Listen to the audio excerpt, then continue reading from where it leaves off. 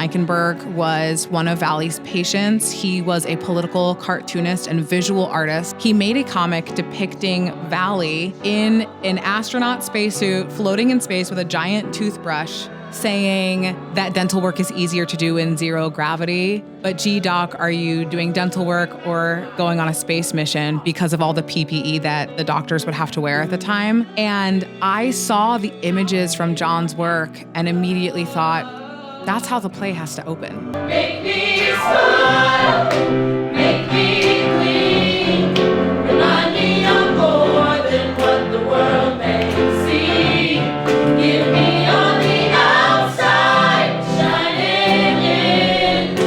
Pass by that mirror, no, pass me that mirror, hey, pass me that mirror. Dr. Smile.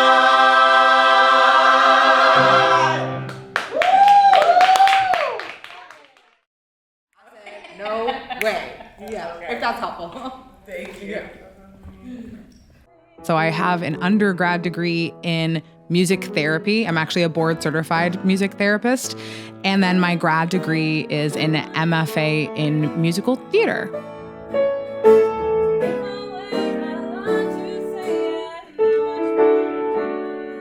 My parents said I could sing before I could talk. My mom and my dad met in a band. My mom was a classical pianist in college, and my dad was also a singer-songwriter. I grew up with him constantly writing songs, playing his own music. Although I didn't personally get into songwriting until I was 25 or 26.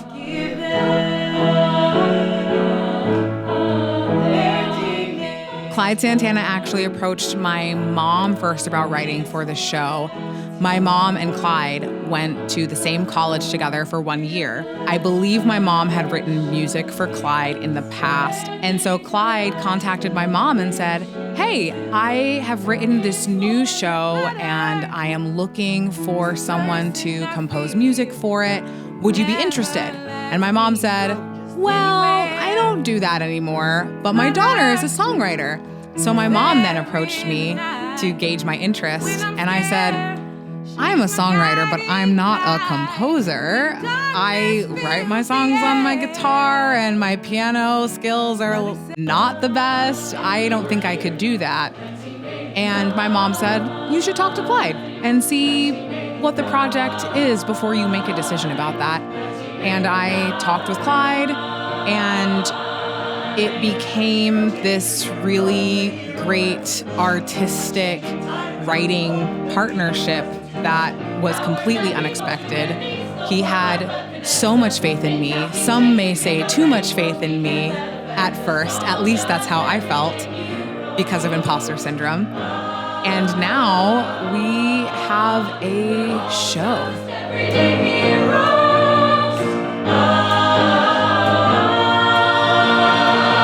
When Clyde first sent me the script, it was called Lolly's Miracle. Valley's nickname from her mom is Lolly. He did lay down a lot of framework for each of the songs, what he was looking for in those places. At first, I was not writing any part of the book, but eventually I was seeing a need for a scene, I would say. I think that this moment needs to go to this place. Or I'm feeling like this song might not be the best fit here. Where could this scene go instead? And then I saw John Eichenberg's artwork for the first time. That image right there. And that was the first scene in the show that I wrote. And from then on, Clyde just gave me the reins to be able to edit, to add, to change things and see where the story went while still obviously consulting him and Valley the whole time. When I first got started with the project and first started writing in the summer of 2023, it was right before I left the country to go on tour with the cast of Sister Act in South Korea. I was in the cast and I told Clyde that I will start writing, but I am leaving the country At the time, I thought for 8 months. The tour got cut short and I wound up back in 5 months. But when I got back in early spring of 2024, we started jumping back into things. But I only had about 5 songs in 2024 during that workshop.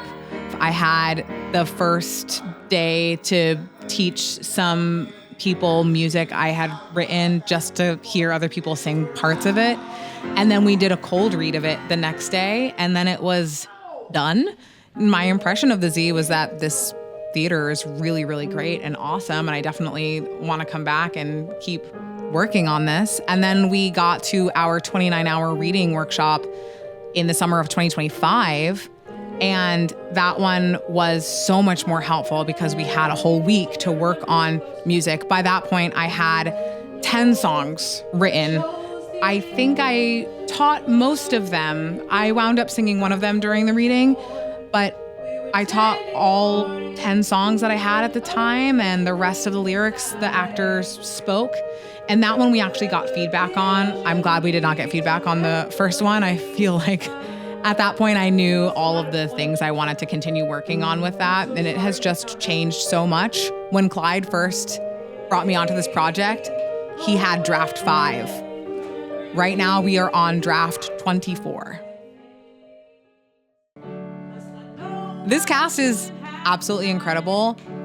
We had so many people audition for this, which was amazing. It was so surreal to see a show that has my name on it as a writer be put on Playbill and have people audition for it.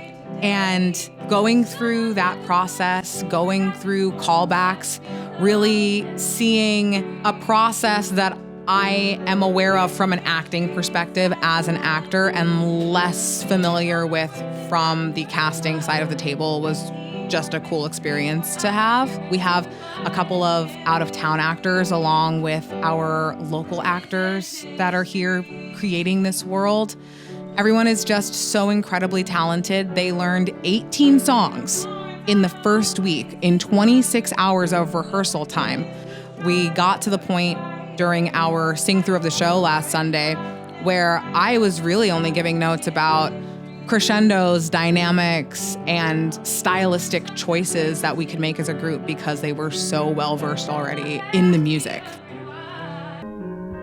I have to give a special shout out to our arranger, orchestrator, Andre. He and I have been working so closely together. We've been working before rehearsal starts, we've been working after rehearsal ends, but to see my melodies on the page, to see all of the rhythms and see patterns of my own writing style in front of me is so cool. And I would not be able to do any of that without Andre. And now he has the incredible task of orchestrating all the music that we have transcribed and edited. I've also really, through this process with Andre editing the music, learned the importance of a note. I have had some really grueling moments, for lack of a better word, trying to choose between this note or this note for this moment. Which one has a more emotional tug at the heart? I know that's where I'm going to. Is it the second or is it the sixth in the scale? And the importance of a word. Am I saying or the? And why am I saying that? And is that lending itself to the story? And in musical theater school as a performer, they always tell you, honor the writer's writing. And it's through this process that I've really felt that personally too. And one thing about writing pop music, pop folk, pop rock, pop jazz, whatever, is that there's so much room for interpretation. And there are moments where I will say, this one, I need this note because I wrote that note for a very, very specific reason and a very specific emotional response. So it's been very cool to learn that about my writing and writing in general.